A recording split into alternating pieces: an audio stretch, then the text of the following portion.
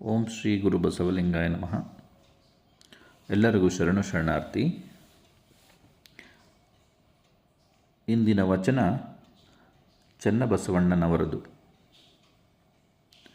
ಹೆಣ್ಣ ಬಿಟ್ಟಡೆ ನಪುಂಸಕನೆಂಬರು, ಮಣ್ಣ ಬಿಟ್ಟಡೆ ಪೂರ್ವಕರ್ಮಿ ಎಂಬರು, ಮಾತನಾಡದಿರ್ದಡೆ ಮೂಗನೆಂಬರು, ಮಾತನಾಡಿದಡೆ ಜ್ಞಾನಿಗೆ ಕೈಯ ಮಾತೆಂಬರು, ನಿಜವನಾಡಿದಡೆ ನಿಷ್ಠುರಿ ಎಂಬರು, ಸಮತೆಯನಾಡಿದಡೆ ಅಂಜುವನೆಂಬರು.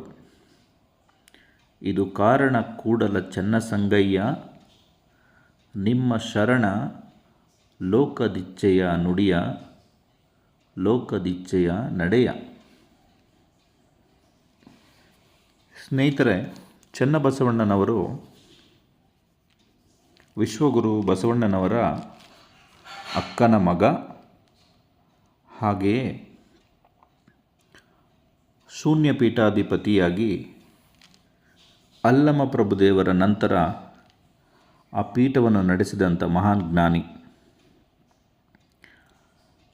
ಈ ವಚನಕ್ಕೆ ಸಂಬಂಧಪಟ್ಟಂತೆ ಇದರ ಒಂದು ವಿವರಣೆಯನ್ನು ನೋಡೋದಾದರೆ, ಹೆಣ್ಣ ಬಿಟ್ಟಡೆ ನಪುಂಸಕನೆಂಬರು. ಹೆಣ್ಣನ್ನು ತೊರೆದು ಯಾವುದೇ ಒಂದು ಗಂಡಸು ಹೋದರೆ, ತೊರೆದು ಅವನ ಜೀವನ ಮುಂದುವರಿಸ್ಕೊಂಡು ಹೋದರೆ ಅವನನ್ನು ನಪುಂಸಕನೆಂಬುವರು ಅನ್ನೋದು ಮೊದಲನೇ ಸಾಲಿನಲ್ಲಾದರೆ, ಮಣ್ಣ ಬಿಟ್ಟಡೆ ಪೂರ್ವಕರ್ಮಿ ಎಂಬರು.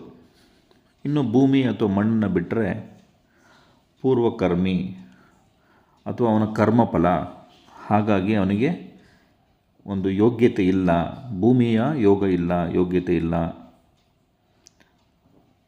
ಎನ್ನುವಂಥದ್ದು. ಮಾತನಾಡದಿರ್ದಡೆ ಮೂಗನೆಂಬುವರು. ಸೊ ಮಾತನಾಡ್ದೇ ಮೌನಿಯಾಗಿದ್ದರೆ ಮೂಗನೆಂಬುವರು, ಮಾತು ಬರೋದಿಲ್ಲ, ಮೂಗ ಇವನು ಅನ್ನುವಂಥ ವ್ಯಂಗ್ಯದ ಮಾತು. ಮಾತನಾಡಿದಡೆ ಜ್ಞಾನಿಗೆ ಕೈಯ ಮಾತೆಂಬರು.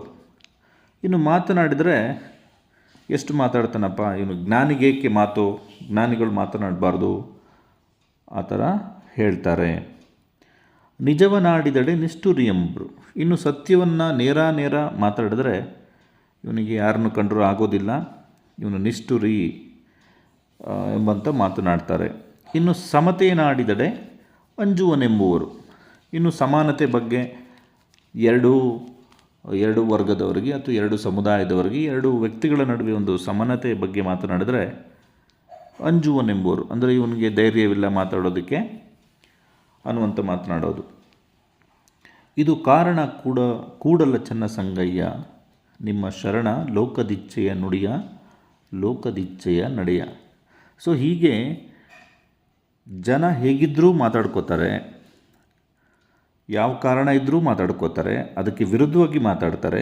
ಹಾಗಾಗಿ ಶರಣರು ಉತ್ತಮ ಗುಣ, ನಡತೆ, ಆಚಾರ, ವಿಚಾರ, ಚಿಂತನೆ, ಸಾಮಾಜಿಕ ಸೇವೆ, ಸಾಮಾಜಿಕ ಕಳಕಳಿ,